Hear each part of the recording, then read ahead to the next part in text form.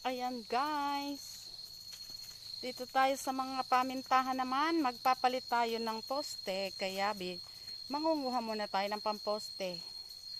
Eto si daddy at aakyat sa kakawati, ayan, dyan. Aakyat siya, kukuhanin niya yung pamposte doon sa ating ipapalit. Ayan, kasama natin ng ating mga alaga, ayan o si Batik at saka si Pink kasama dito. Meron kaming guard. At syempre, nakamalapad na sombrero tayo. Ayan, dito si daddy aakyat. Kukunin niya yung ano ng kakawate. Yung sanga. Para po ipapalit natin doon sa poste. Ayan. Syempre, dito tayo. Sa malapit tayo ay ano. Marami pang hinog ang ano ang mga mangga. Ayan po yung mangga Marami pong langgam ang ating mangga. Ayan po nandyan.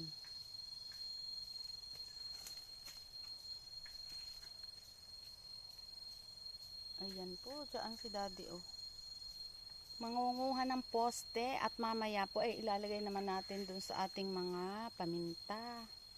Papakita ko po sa inyo ang mga paminta din Ayan po ang mga paminta dito sa tabi na ito ng mga abukado. Ayan po ang abukado. Wala po ngayong bunga ang ating abukado. Ayan. Kagaya po nere, ito po ang mga papalitan namin ng poste mamaya. Ito po nabuwal na. Tapos ayan po at yan ay bubunga na din. Ayan po Ito mga sang ito, yan po ang pagbubungahan. Ayan po may mga ano na. Ayan po yan. Ganyan po ang mga pagbubungahan. Papalitan po yan. Ayan.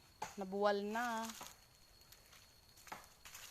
Yan po mga sumasariwa na po ang ating paminta lahat. Ayan po Diyan. Dito naman po ay mayroong pangkasalit na pinya. Ayan po ang ating mga papalitan.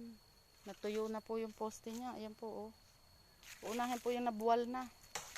Ito naman po ang pinya. Ayan. Katabi po yan din Ayan. Mayroon pa doong isang kiyot. Yan po ang mga pinya. Ayun, nabagsak na po ang ating isang puno.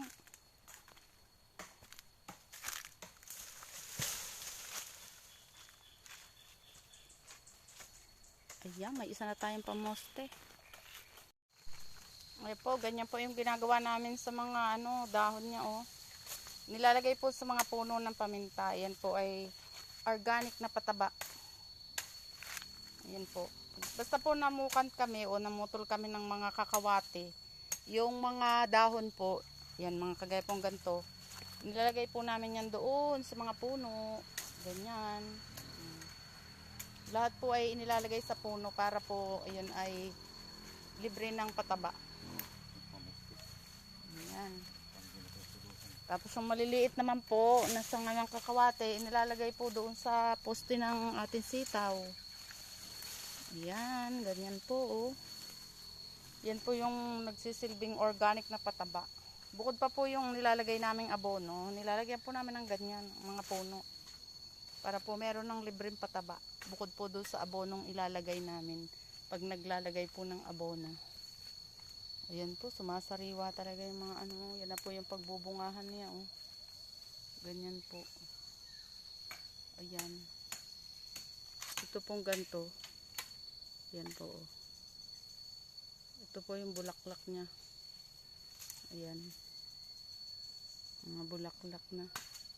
Sunod po dyan ay bunga pag po yan naging butil. Ayan. Ang ating mga paminta nilalagyan ng organic na pataba.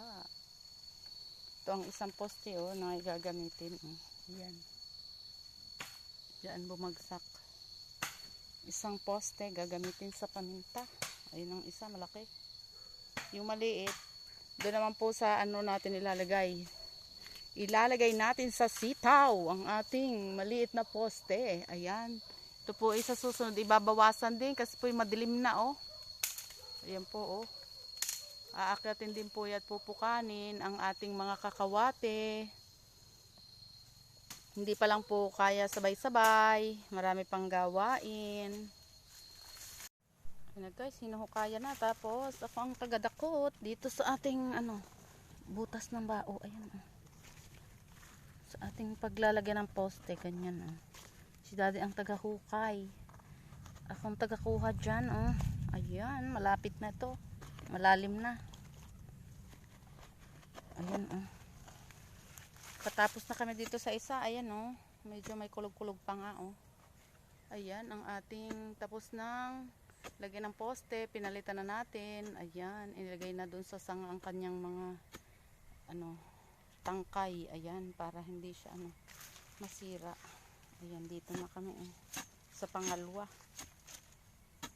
Ayan ang ating posting ilalagay. Ayan, nakatayo na. Dito yan ilalagay. Ito. Ilasabit din yung mga sanga na yan. Mamaya pakita ko sa inyo pag tapos na yan. Ayan na po nakadalwa na kaming posting napalitan. Ayan. Natatapos po, parang uulan na rin. Ayan ang isa. Dito. Ayan. Kadalwa na kaming mapalitan. Malago na po kasi kaya kailangan palitan ay nabunga na. Ayan po may mga bunga, sayang. Ayan po. Thank you for watching. Bye-bye.